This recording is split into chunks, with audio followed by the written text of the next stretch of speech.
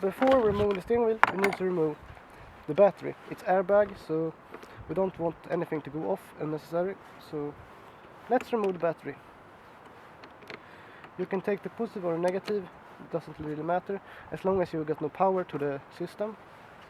I will take off both of this because airbag is nothing you want to play around with, so airbag can be dangerous, so take your caution and disconnect the battery.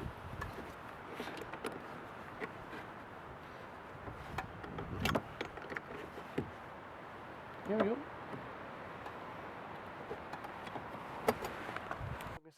On the cover here, on the middle place, you can see two indentation with our screws. Those screws is supposed to be T15. So we'll find this. So, something like that. You remove the T10 bits, then you can remove this part. And off it goes. Now we got the bottom part here, but it's not necessary right now. You take the 5.5.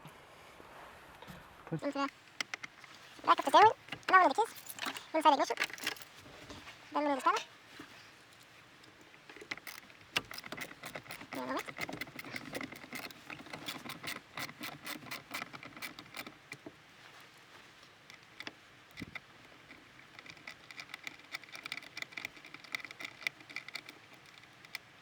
Now it's time to turn the wheels. There we go. The thing we had there was the unscrewed screw, or not, whatever it is. It's like true. Turn the fire again.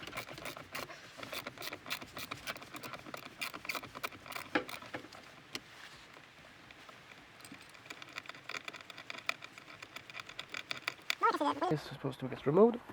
How to remove the airbag? It's a bit tricky. You need to pull in the front like this, and in the rear here. It off. Be careful, it's an airbag, not a toy. In the back we have a yellow connector. Let's see if you can get a better shot of it. It's a yellow connector. To remove this, I just have to, let's see, be careful, don't want to, like this, just put it off, careful. This one is you be really careful with. It's an airbag, they can explode, possibly, I'm not sure. Now we're inside the wheel, you can see we got screw and a screw. Just unplug those, or not screw but cables, you know what I mean. Now we're gonna remove the 15 one.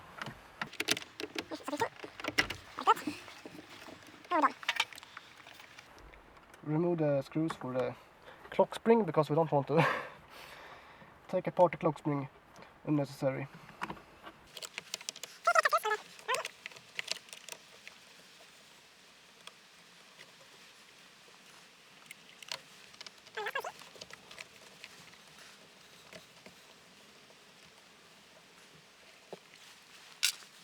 Now we can remove 4 screws on the plastic housing on the bottom here. 1, 2, 3, 4.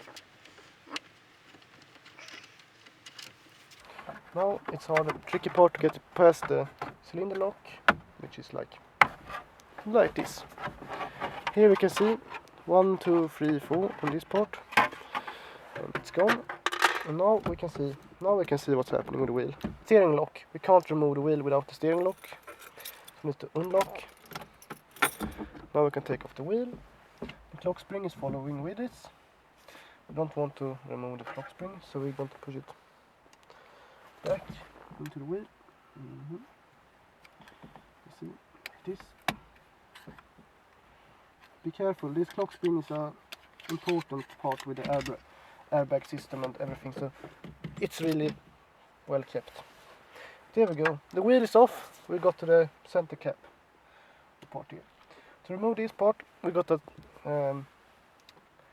Phillips head screw, and also a short screwdriver will be helpful in this part also. Now the Phillips head screw is gone, and this part just lifts up out in the way. We need to remove the cables in the back, but then it's gone. Okay, so this cable here, another one on this side, push on the tab, pull it backward, and it's supposed to be gone, like this. And now we can lift it up and out of the way. This is supposed to be everything you need to disassemble around the center console.